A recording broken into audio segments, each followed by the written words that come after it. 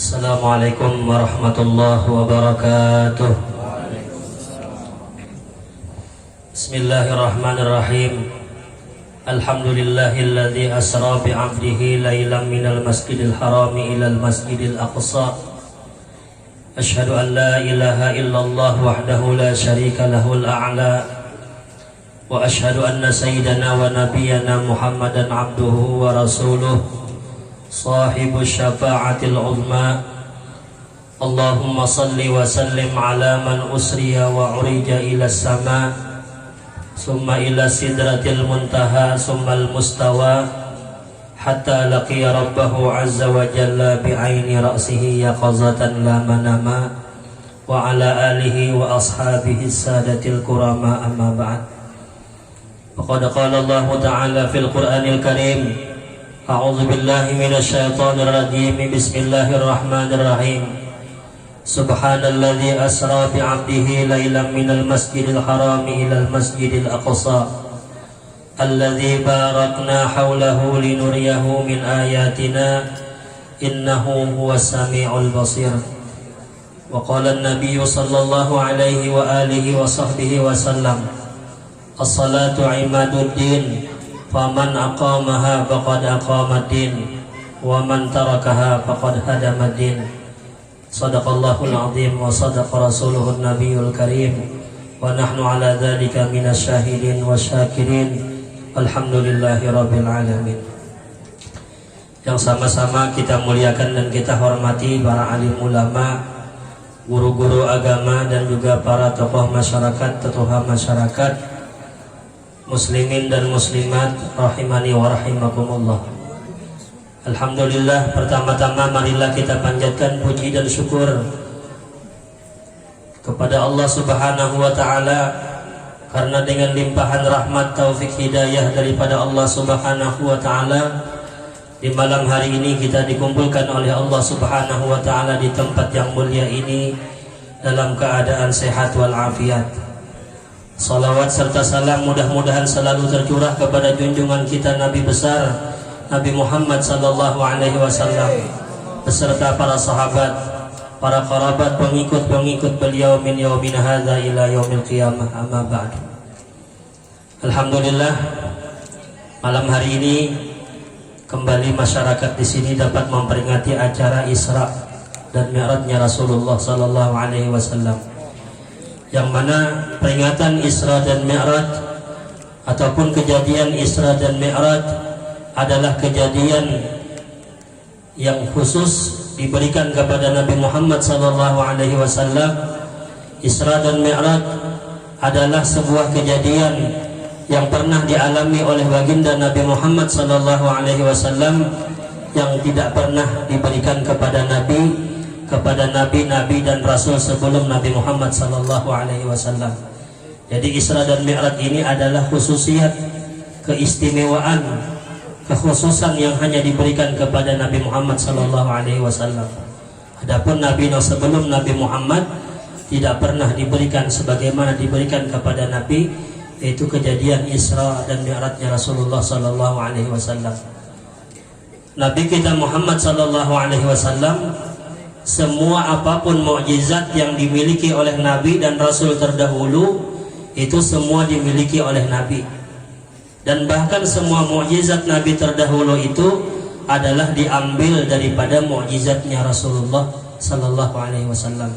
Kemuliaannya, keagungannya, kebengasannya, kepintarannya, kemuliaannya semua diambil daripada baginda Nabi Muhammad sallallahu alaihi wasallam. Jadi Nabi kita Muhammad ini adalah sumber daripada segala kebaikan, sumber daripada segala kemuliaan. Makanya ujar Imam Busiri dalam burdah beliau mengatakan, wa kulluhum mir rasulillahi multamisun gharfan minal bahri aw rasban minad diyami. Ujar beliau mengatakan seluruh mereka umat di dunia ini, nabi-nabi dan rasul sebelum Nabi Muhammad, mengambil daripada Nabi Muhammad itu gharfan minal bahri, hanya sekedar daripada satu cibuk daripada banyu lautan. Jadi kemuliaan apapun yang dimiliki Nabi yang terdahulu, Rasul-Rasul yang terdahulu, diambil dari Nabi Muhammad ini cuma sebatas daripada satu cibuk daripada banyu lautan. Nah adapun sisanya itu, sisa daripada cibukan banyu lautan tadi, itu dimiliki oleh baginda Nabi Muhammad sallallahu alaihi wasallam. Aurasban minad diyami, atau bagaikan jasidin satu titik daripada banyu hujan. Jadi cuma satu titik itulah yang diberikan kepada seluruh umat manusia di dunia ini. Nah sisa daripada banyu hujan itu adalah kepunyaan daripada baginda Nabi Muhammad sallallahu alaihi wasallam. Kalau Nabi Musa alaihi salam diberikan Allah berupa mukjizat, dengan pukulan tongkat beliau maka lautan terbelah dua dengan tongkatnya Nabi Musa. Baginda Nabi kita Muhammad bukan dengan sentuhan, bukan dengan pukulan, tetapi hanya dengan isyarat telunjuk Nabi Muhammad, bukan lautan yang terbelah tapi bulan terbelah dua berkat tunjukannya baginda Rasulullah sallallahu alaihi wasallam. Lebih hebat siapa? Lebih hebat Nabi Muhammad. Nabi Musa alaihi salam diberikan Allah mukjizat, dengan pukulan tongkat beliau batu memancar 12 mata air. Mbak dipukul sidin, batu yang besar itu menjadi memancar daripada batu besar itu 12 mata air. Itu adalah pukulan melewat daripada tongkatnya Nabi Musa. Tapi Nabi kita Muhammad sallallahu alaihi wasallam bukan dari batu yang keluar, tapi dari celah-celah jarinya Rasulullah sallallahu alaihi wasallam keluar mata air, keluar daripada air yang paling mulia. Bahkan kata ulama, air yang paling mulia di muka bumi melawani daripada kemuliaan air Zam-Zam adalah air yang keluar daripada celah-celahnya jari Rasulullah sallallahu alaihi wasallam. Dalam sebuah riwayat bahwasanya ketika sebuah perang ataupun sebuah perlayaran sahabat dan Nabi Muhammad kehabisan air, kemudian Nabi kita Muhammad sallallahu alaihi wasallam menyuruh sahabat itu mengumpulkan sisa-sisa air, kemudian dikumpulkan dalam sebuah wadah. Ujar Rasulullah mengatakan, ayo siapa yang hendak minum silakan. Nabi Muhammad kemudian dimasukkan jari beliau di dalam wadah tersebut. Sahabat satu demi satu mengambil air tersebut, diminum sampai puas, diminum lagi oleh sahabat. Bahkan dikatakan ratusan, bahkan sebanyak 300 sahabat meminum daripada banyu yang sedikit tadi, tapi banyunya tidak pernah berkurang sedikit pun. Diminum oleh Sayyidina Abu Bakar, diminum oleh Sayyidina Umar, diminum oleh Sayyidina Ali, diminum oleh Sayyidina Utsman. Yang terakhir meminum sebelum Rasulullah adalah Sayyidina Abu Bakar. Minum Abu Bakar daripada banyu nang wadah yang dimasukkan jari oleh Rasulullah. Ujar Rasulullah, sudahkah wahai Abu Bakar minum? Sudah ya Rasulullah. Ujar Nabi, tambahi minum lagi. Cipuknya lagi oleh Abu Bakar, diminum lagi oleh Abu Bakar. Ujar Nabi, belum puas ikan Abu Bakar, minum lagi Abu Bakar. Sampai akhirnya Abu Bakar angkat tangan, ampun ya Rasulullah, ulun kada sanggup lagi minum, kekanyangan sudah, kekanyangan minum banyu. Akhirnya Rasulullah mengatakan, aku yang terakhir, diminumlah oleh Rasulullah, maka banyu tersebut habis setelah diakhiri oleh Rasulullah sallallahu alaihi wasallam. Nah, ini adalah mukjizat yang diberikan kepada Rasulullah sallallahu alaihi wasallam. Nabi Isa alaihi salam diberikan Allah Subhanahu wa taala mukjizat dengan ucapan beliau, qum biiznillah, bangunlah dengan izin Allah. Mayit yang sudah meninggal hidup kembali dengan ucapan Nabi Isa, qum biiznillah, bangunlah dengan izin Allah. Nabi kita Muhammad pun juga diberikan Allah mukjizat, beliau dapat menghidupkan orang mati. Dalam riwayat dikatakan mama Nabi, abah Nabi itu diberikan Allah izin kepada Nabi untuk menghidupkan orang tua beliau guna bersyahadat di hadapan baginda Rasulullah sallallahu alaihi wasallam. Akhirnya Nabi Muhammad diberikan izin untuk menghidupkan orang tua beliau dan akhirnya bersyahadat di hadapan Nabi Muhammad sallallahu alaihi wasallam. Kemudian Nabi Isa dengan tiupan beliau, mata yang tadinya buta langsung melihat. Dengan tiupan Nabi Isa, dengan air yang diberikan oleh Nabi Isa, langsung melihat mata yang tadinya buta. Bahkan ada yang buta permanen dari lahir sudah kada melihat, tapi dengan tiupan banyu yang diberikan oleh Nabi Isa, mata yang tadinya buta permanen dapat sembuh seketika. Baginda Nabi kita Muhammad pun bisa kala itu. Bahkan Sayyiduna Qatadah itu ketika perang, mata beliau itu tercungkil pedang oleh musuh, sampai-sampai mata Qatadah itu bergantung di pipi. Terpacul mata Sayyiduna Qatadah berkat bekas daripada cungkilan musuh, ujung pedang musuh. Akhirnya menghadap ke hadapan Rasulullah. Ujar Qatadah, ya Rasulullah, tolong mata ulun ini kembalikan ke asal supaya ulun melihat pulang. Akhirnya diambil oleh Nabi Muhammad mata Qatadah, ditempel oleh Nabi Muhammad, maka langsung melihat mata Qatadah tanpa tiupan, tanpa sentuhan, tanpa air yang diberikan oleh Rasulullah. Bahkan kata Qatadah mengatakan mata yang tadinya menggantung di pipi kemudian ditempel oleh Rasulullah, mata ini kata beliau lebih tajam penglihatannya daripada sebelah sini. Yang sebelah sini melihat mungkin beberapa puluh meter ke sana, mata yang sebelah ini puluhan kilometer melihat berkat tiupan daripada bekas tangannya Rasulullah Sallallahu Alaihi Wasallam. Itu baginda Rasulullah Sallallahu Alaihi Wasallam. Nabi Yusuf alaihissalam diberikan Allah mukjizat, separuh ketampanan dunia diberikan kepada Nabi Yusuf. Jadi ketampanan seluruh dunia ini separuhnya diberikan untuk Nabi Yusuf alaihissalam. Nah separuh daripadanya itu, sisanya itu diberikan untuk sabarataan berbagi sedikit seorang. Nah pian kita buat nang berapa kalah, nang sedikit benar kita buat. Untung juga ada kita buat ya kalau lah. Nabi Yusuf separuh ketampanan dunia, kecantikan dunia diberikan kepada Nabi Yusuf. Tapi baginda Nabi kita Muhammad Sallallahu Alaihi Wasallam bukan separuh yang dimiliki beliau, tapi seluruhnya ketampanan, kecantikan, keindahan itu diberikan kepada Nabi Muhammad Sallallahu Alaihi Wasallam. Tapi dikatakan Rasulullah dengan Nabi Yusuf itu sama-sama ada 70 hijab yang mendinding wajah mereka. Cuman Nabi Yusuf ini 70 dinding itu ketika di dunia dibuka oleh Allah Subhanahu wa taala. Nah, maka orang yang melihat ketampanan wajah Nabi Yusuf langsung terfitnah dengan ketampanan Nabi Yusuf alaihissalam. Adapun Nabi kita Muhammad sallallahu alaihi wasallam, hijab yang menutup wajah Nabi 70 hijab itu akan dibukakan oleh Allah ketika berada dalam surganya Allah Subhanahu wa taala. Ujar ulama mengatakan seandainya hijab yang menutupi wajah Nabi ini dibuka oleh Allah, itu bukan jari lagi yang terputus seperti melihat wajah Nabi Yusuf, tapi kata ulama bahkan manusia itu akan mencabik-cabik jantung mereka tidak akan merasakan sakit sedikit pun ketika melihat wajahnya Rasulullah sallallahu alaihi wasallam. Bahkan ada ulama mengatakan mara'aita Rasulullah illa dhil, tidaklah yang kalian lihat daripada Rasulullah itu kecuali hanyalah bayangannya. Belum hakikat Rasulullah yang dilihat, tapi bayangannya. Seandainya kita melihat kayak apa hakikat Rasulullah ini, mungkin kada kawan lagi pepander. Melihat bayangannya aja luar biasa sudah. Jadi yang nampak dilihat oleh sahabat, yang nampak dilihat oleh orang-orang di zaman Rasulullah itu bukan hakikatnya Rasulullah kata ulama, tetapi itu adalah cuma hanya sekedar bayangannya Rasulullah. Dan biasanya bayangan itu tidak menunjukkan kepada bentuk aslinya. Bagaimana bentuk aslinya Rasulullah? Itu mudahan kita melihat barataan wajah Rasulullah kita dalam surga. Jadi Nabi Yusuf itu kan ada apa-apanya lawan Rasulullah. Kalah Nabi Yusuf lawan Nabi Muhammad. Tapi Nabi Yusuf itu walaupun separuh diberikan Allah ketampanan dunia, itu di zaman Bani Israel dikatakan pernah terjadi kemarau puluhan tahun. Tapi di zaman itu tidak ada satu orang pun yang meninggal karena kelaparan, dan bahkan satu ekor hewan pun tidak ada yang mati di zaman itu. Kenapa alasannya? Karena di zaman itu ketika mereka sedang dilanda lapar dan haus, mereka cukup memandang wajah Nabi Yusuf alaihissalam, hilang lapar dan hausnya langsung. Itu melihat kabunggasan Nabi Yusuf. Yang tadinya parut gerokan kelaparan, melihat wajah Nabi Yusuf hilang langsung. Yang tadinya haus luar biasa, melihat wajah Nabi Yusuf hilang langsung hausnya. Nah, kayak apa Nabi Yusuf rupanya lah.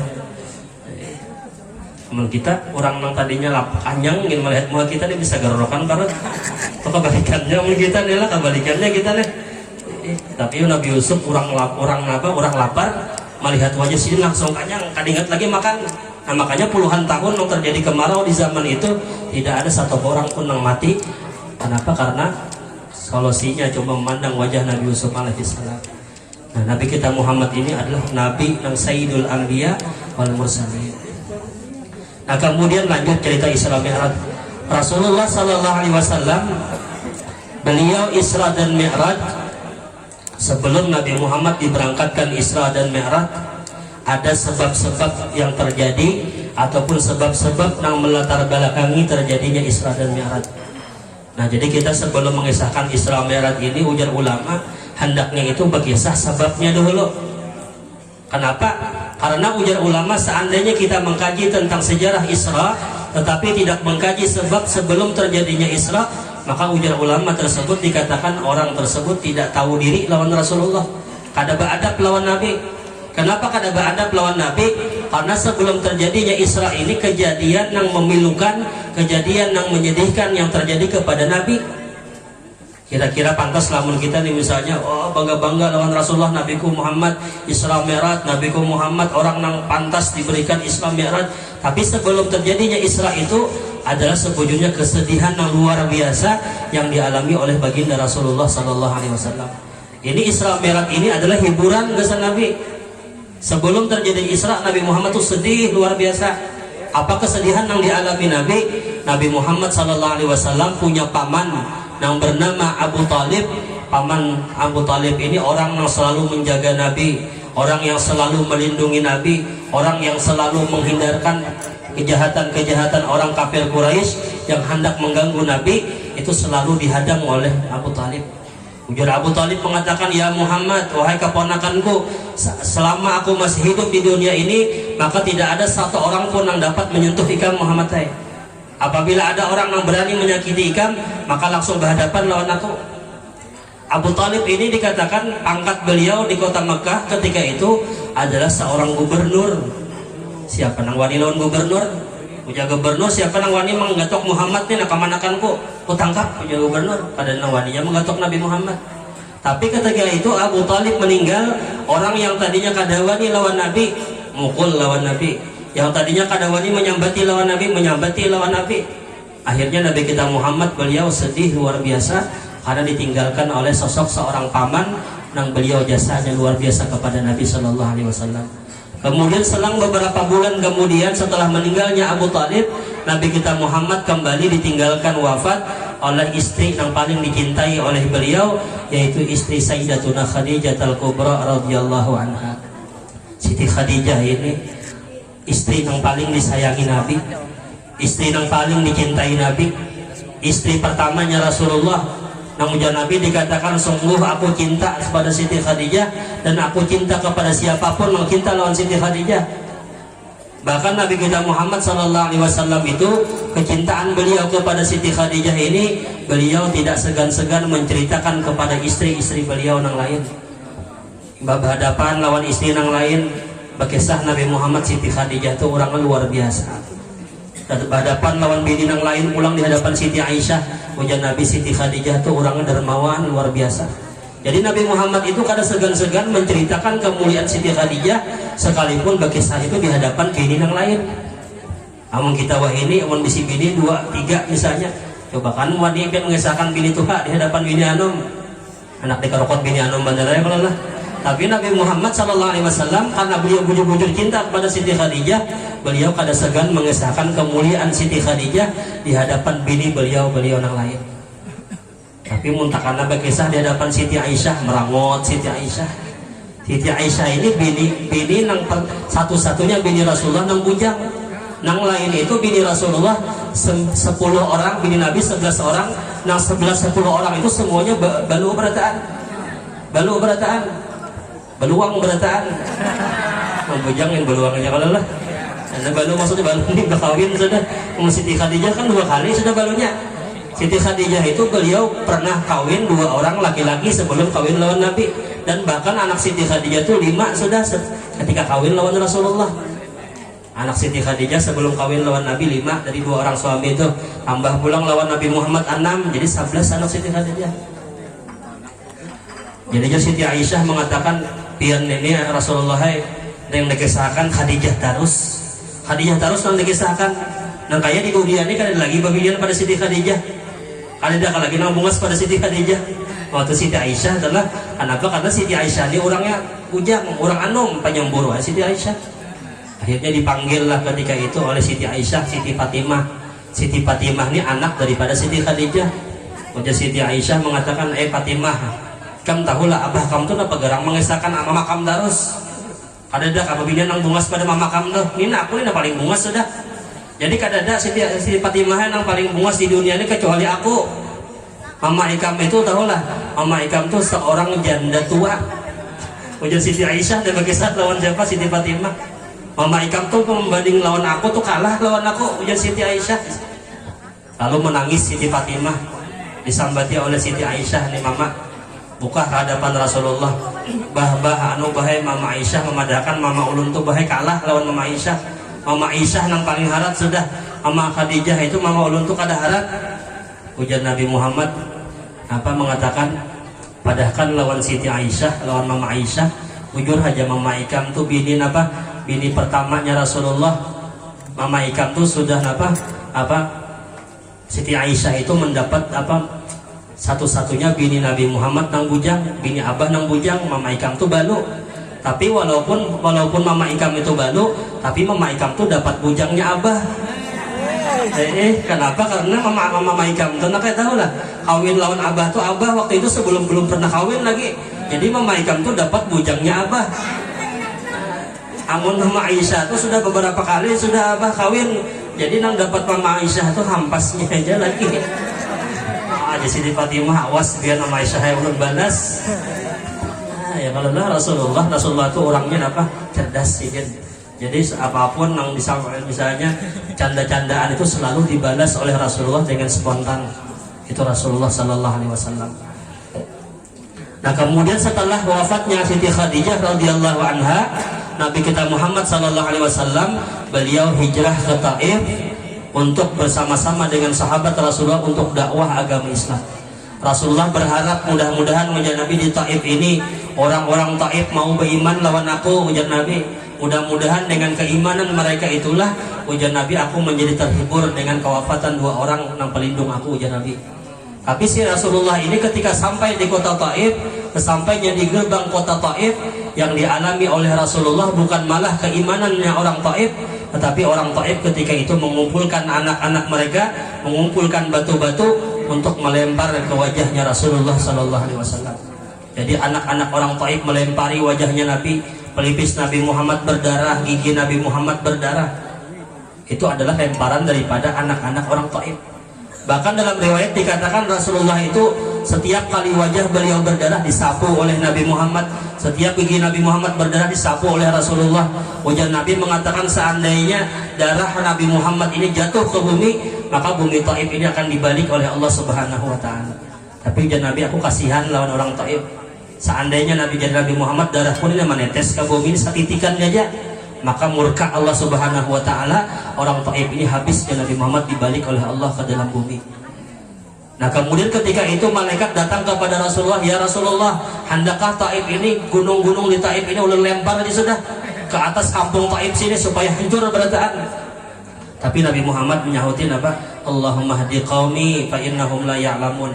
Ujar Nabi, Allah hidayahlah, berikanlah hidayah kepada kaumku, mereka kada tahu aku ini seorang Rasul.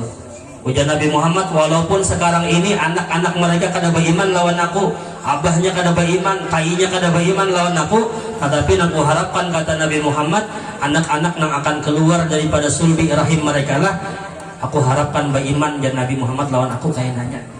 Itu Rasulullah Sallallahu Alaihi Wasallam. Nah setelah itu Allah hendak menghibur Rasulullah, akhirnya Nabi Muhammad di Isra dan di Mi'rajkan. Nah itu pakai kesedihan yang dialami Nabi. Ada bang Isra Mi'raj itu nyaman terus kada. Sebelum Nabi Muhammad dihibur itu Nabi Muhammad sudah mengalami kesedihan yang luar biasa. Itu adalah salah satu di antara sebab Nabi Muhammad diberangkatkan Isra dan Mi'raj. Nah cuman di kitab di ilmu yang lain ulun pernah mendapat ceramah daripada guru ulun. Jadi kejadian Isra itu sebab yang kedua, bahwasanya bumi lawan langit ini pernah berdebat. Jadi ujar bumi mengatakan, langit, ikam itu napa lebih haratan aku daripada ikam. Ujar langit, napa harat ikam tuh kada harat bumi nah harat itu adalah aku.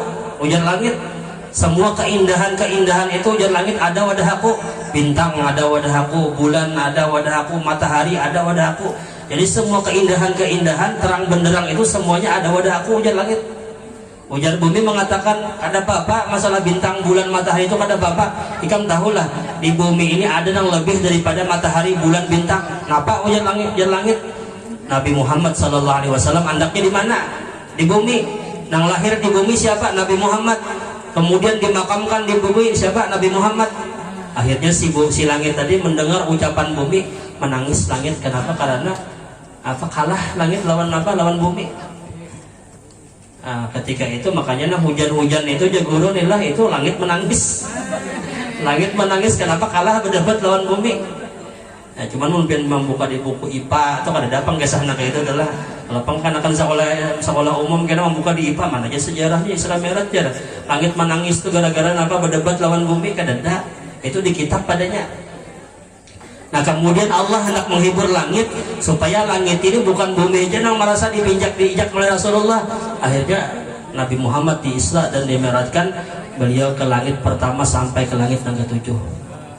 Nah sebelum Nabi Muhammad Isra Mi'raj, Rasulullah itu dada beliau dibedah dada Nabi Muhammad, dibelah oleh malaikat Jibril. Kemudian dibelahnya itu mulai bawah dada sini sampai di bawah, sampai di atas ari-ari Rasulullah dibedah, dikeluarkan. Kemudian hati Nabi dibersihkan, hati Nabi Muhammad dengan baju zam-zam. Setelah dibersihkan kemudian dituangi ke hati Nabi Muhammad iman, dituangi Islam, dituangi hikmah, dituangi hilim, dituangi sabar. Semua kesempurnaan, semua akhlak-akhlak yang mulia dituangkan ke hati baginda Rasulullah sallallahu alaihi wasallam. Cuma ujar ulama dikatakan Nabi Muhammad ini walaupun beliau itu sebelum dituangi dengan sesuatu yang kemuliaan, Nabi Muhammad hati Nabi itu sudah bersih. Jangan dikatakan hati Rasulullah itu kotor sebelum dibersihkan, tapi dibersihkan itu adalah menambah kesucian di atas segala kesucian. Hati Rasulullah sudah suci kemudian ditambahi kesucian. Nah ini satu pelajaran kepada kita, bahwasanya dibersihkan hati sebelum menghadap Allah itu adalah sesuatu yang wajib bagi kita. Apabila hendak sembahyang, bersihkan hati kita. Apabila sebelum meninggal bertemu kepada Allah, bertemu lawan Allah, bersihkan hati kita. Makanya orang sembahyang itu kan sebelum sembahyang baca istighfar dulu lah, minta ampun lawan Tuhan. Itu adalah untuk pembersihan hati, supaya kita ini menghadap Allah itu dalam keadaan bersih. Karena Nabi Muhammad pun ketika beliau Isra, Nabi Muhammad itu pun juga dibersihkan hati beliau, ditambah kesucian di atas segala kesucian, yaitu hati baginda Nabi Muhammad sallallahu alaihi wasallam. Setelah itu Rasulullah setelah dibedah dada Nabi, didatangkanlah ketiga itu seekor burak. Nah burak ini adalah burak istimewa. Dikatakan burak ini adalah burak yang dipilih oleh Allah Subhanahu wa taala, ditunggangi oleh nabi-nabi rasul terdahulu sebelum Nabi Muhammad. Di dalam surga itu dikatakan di taman-taman surga ada puluhan bahkan ratusan ribu burak yang diandak di taman-taman surga. Tapi cuma satu burak lah, burak yang paling istimewa, itu burak yang ditunggangi oleh Nabi Ibrahim, ditunggangi oleh Nabi Musa, ditunggangi oleh Nabi Isa, dan di paling akhir zaman itu ditunggangi oleh baginda Nabi Muhammad sallallahu alaihi wasallam. Terakhir yang menunggangi burak ketika itu adalah Nabi Musa. Ujar Nabi Musa mengatakan, wahai burak, setelah aku ini nanti yang menunggangi ikam adalah Nabi Muhammad. Yang menunggangi ikam setelah aku ini nanti adalah orang yang paling mulia di muka bumi. Tidak ada satu orang pun yang lebih mulia daripada Nabi Muhammad. Setelah itu kemudian burak kembali ke taman surga. Duduk si burak tadi menghadang penantian apabila ditunggangi oleh Nabi Muhammad. Mengganang si burak tadi apabila wayanya bertamu lawan kekasih Muhammad deh. Karindangan si burak. Jadi burak yang seekor binatang aja yang martabatnya lebih rendah daripada manusia menggandang lawan Rasulullah. Nah kira-kira mun kita manusia ini mun kada menggandang lawan Nabi, itu lebih rendah martabat daripada binatang. Binatang aja yang seekor binatang menggandang lawan Rasulullah, cinta lawan Nabi, karindangan lawan Nabi. Seharusnya kita sebagai manusia, kita sebagai umatnya Rasulullah ini yang lebih banyak menggandang mengingatkan Rasulullah sallallahu alaihi wasallam. Akhirnya ketika itu sampailah penantian si burak bertemu kepada Rasulullah sallallahu alaihi wasallam. Dijemputlah oleh malaikat Jibril si burak tadi dari taman surga berhadapan lawan Rasulullah sallallahu alaihi wasallam. Nah setelah itu si burak tadi ketika melihat Rasulullah hendak menunggangi si burak tadi kehimungan luar biasa.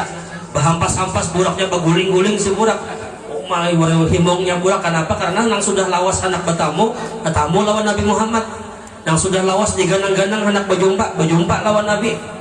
Akhirnya si burak tadi karena kehimungan luar biasa, ada kawan mengandaliakan awak di kehimungan. Maka itu orang yang kehendakan kawin adalah kehendakan kawin luar biasa. Ojak kawitan nikam bulan kena aku kawinakan lawan si Ano. Sekalinya pas lawan kehendak babiliannya, oh mah himungnya luar biasa. Ada kisah depan ada kehimungan hati adalah luar biasa himungnya si burak tadi. Akhirnya si burak tadi karena beguyang-guyang luar biasa, Nabi Muhammad hendak membuat kada kawa kehimungan si burak tadi, ditapak ketika itu oleh malaikat Jibril. Ya Jibril mengatakan, diam ikam burak ya. Berdiam ke apa Nabi Muhammad membuat dia mun kam kada berdiam. Akhirnya si burak tadi tapalo dingin si burak tadi. Kenapa? Karena kesupanan ditapak oleh Nabi. Nah tapakan burak tadi Pak ya, ada bacaannya. Tahun bila ulun ceramah sini yang ulun madahkan teh lah. Nah tapakan burak dia apabila dibacakannya ulun babinian, karindangan babinian. Ayo ini hati-hati berikan kena ulah kalau tidak ulun tapak lah. Ada bacaannya deh, ulun tapak deh karindangan babinian ulun kena. Atau babinian misalnya melihat tang pina bunga selangkar lakian tapaknya oleh lakian, karindangan pulang lakian. Nah ini ada bacaannya, bacaan tapak burak ngarannya, bacaan tapak burak. Cuman dah kalau dibagi sini bang lah, semalam belum pada kadang bagi juga, kalau ini kadang membagi pulang lah. Nah mau pindah ke rumah aja bang lah mendatangi ya kalau lah. Mau dibagi di sini nih, ya bisa betapak-tapakan mulai kan lah. Habis nang bungas-bungasnya udah tinggal ya kalau nang ada bungasnya aja lagi. Ataupun buat babinian kan yang bahulun nak buat kandang tapak babinian ulun pakjar saling mencanggih ke belakang paninian sekalinya. Nah aro tumbuh di pondok situ Ustaz Hairani jar kerindangan lawan ini di Lubenteng ya. Jadi kada kawa ulun bagi di sini nih tapaknya padahal handap aja biar bacaannya. Handap aja paling sebaris saja bacaannya ulun baca jangan ulun bacakan nih hafal biar lah. Jangan dulu bro. Oh jangan gitu. Karena gini kalau membacakan lah. Karumah aja kalah nah tapi mau karumah ini pian harus belain penggena bela kata gitu kalau ini bawa jarum bisa bakol-bakol bawa jarum jangan sebilah dua bilah aja dikarasnya kan jurang teman-teman. Nah tapak burak tadi. Nah kemudian si burak tadi yang baru ditunggangi oleh Rasulullah berangkat si burak di perjalanan Rasulullah ini beliau melihat beberapa kejadian yang luar biasa. Nabi Muhammad ketika itu pertama kali disuruh singgah oleh Jibril, singgah di Taibah, sembahyang Nabi Muhammad 2 rakaat. Ya Jibril mengatakan, ya Rasulullah, ya Muhammad, ke Taibah, ke Madinah inilah nanti pian akan dimakamkan di sini. Berangkat lagi Rasulullah, singgah lagi di Madian, salat lagi Nabi Muhammad 2 rakaat. Ujar Jibril mengatakan, ini Madian ini adalah pohon yang ketika Nabi Musa bernaung ketika dikejar oleh tentara Fir'aun. Berangkat lagi Rasulullah, singgah lagi di Bukit Terusina. Ujar Jibril mengatakan, ya Muhammad, ini adalah bukit di mana Allah berbicara berkalam-kalam dengan Nabi Musa alaihissalam. Singgah lagi Nabi Muhammad di tempat yang keempat, yaitu di Baitul Lahmi. Di Baitul Lahmi di sini adalah tempat kelahiran Nabi Isa alaihissalam. Nah kemudian setelah itu singgahlah Rasulullah di Masjid Aqsa di Palestina. Nah di Palestina, di masjid itulah Nabi Muhammad beliau mengimami sembahyang 2 rakaat dimakmumi oleh para nabi dan rasul sebelum Nabi Muhammad SAW. Nah setelah itu Rasulullah disuguhkan oleh Jibril 3 gelas minuman. Yang pertama baju putih, yang kedua baju susu, dan yang ketiga adalah baju khamar, baju arak. Nah ketika itu Rasulullah memilih baju susu yang dipilih oleh Rasulullah dan kemudian diminumlah oleh Rasulullah SAW. Ya Jibril mengatakan, ikhtartal fitrah ya Muhammad, pian memilih kesucian wahai Muhammad. Seandainya pian memilih baju putih, maka lagharikat ummatuka, niscaya tenggelamlah umatmu dalam kemaksiatan. Seandainya pian memilih baju khamar, laghawat ummatuka, niscaya umat pian bermaksiat seluruhnya. Tapi pian memilih baju susu, pian memilih daripada kesucian. Tapi ujar Jibril mengatakan, sayangnya pian ini Muhammad baju susunya kada dihabiskan. Seandainya baju susu yang sedikit ini biar habiskan berataan, maka umat pian ini Muhammad kadada nang masuk nerakanya berataan masuk surga. Tapi karena bertinggal sedikit, maka ujar Jibril mengatakan umat pian ini ada yang sedikit bertinggal dalam neraka. Dan yang sedikit yang bertinggal itu adalah umat Rasulullah yang meninggal dalam keadaan membawa dosa syirik.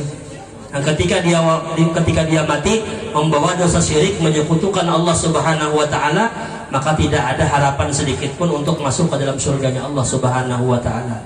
Mudahan tak buat berada dalam surga kita berada adalah kita nang berkumpul malam ini, mudahan tak buat dalam surga berada. Jangan sampai tak buat yang sedikit tadi tah. Ada apa takutan kita? Makanya kita ini ada perlu sifat harap lawan Tuhan, ada takutan ada juga. Jangan ya terlalu berharap, benar misalnya takutan lawan adab Tuhan kada, jangan juga. Ujar Ali bin Abi Thalib mengatakan, seandainya Yazidin yang masuk neraka itu satu orang aja seandainya nih, maka aku paling takutan di sini saekong tuh kalau bina aku. Dan seandainya kata beliau yang masuk surga tuh saekong aja pulang, maka akulah orang yang paling berharap mudahan di sini aku nang saekong aja. Nah jadi kita ini apabila mendengar misalnya masalah surga, berharap masuk surga. Apabila mendengar tentang siksaan Allah, berlindung jangan sampai masuk neraka. Takutan kita kalau kita masuk neraka. Nah kemudian setelah itu Rasulullah beliau setelah minum banyu susu tadi kemudian naik di langit pertama bertemu lawan Nabi Adam alaihissalam. Langit yang kedua bertemu dengan Nabi Isa, Nabi Yahya. Langit yang ketiga bertemu dengan Nabi Idris. Langit yang keempat bertemu Nabi Yusuf. Langit yang kelima bertemu dengan Nabi Harun. Langit yang kelima keenam bertemu dengan Nabi Musa. Dan di langit yang ketujuh Nabi Muhammad bertemu dengan Nabi Ibrahim alaihissalam. Nabi Ibrahim alaihissalam beliau ketika berjumpa dengan Rasulullah, ujar Nabi Ibrahim, ya Muhammad, aku berkirim salam lawan umatmu dan tolong sampaikan pesanku ini kepada umatmu ya Muhammad, perbanyaklah bertanam tanaman surga, ujar Nabi Ibrahim. Ujar Nabi Muhammad bertakun, apa wahai Nabi Ibrahim, tanaman surga itu apa? Ujar Nabi Ibrahim mengatakan, siapa yang membaca subhanallah walhamdulillah wala ilaha illallah wallahu akbar sekali, maka Allah tumbuhkan satu buah tanaman di surga.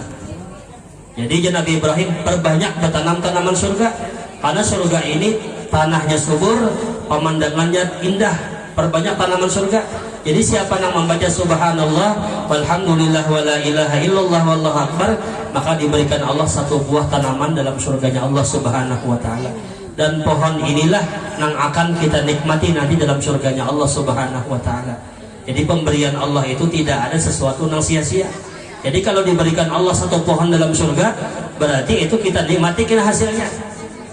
Jadi membaca subhanallah alhamdulillah wala ilaha illallah wallahu akbar adalah satu tanaman dalam surganya Allah subhanahu wa ta'ala.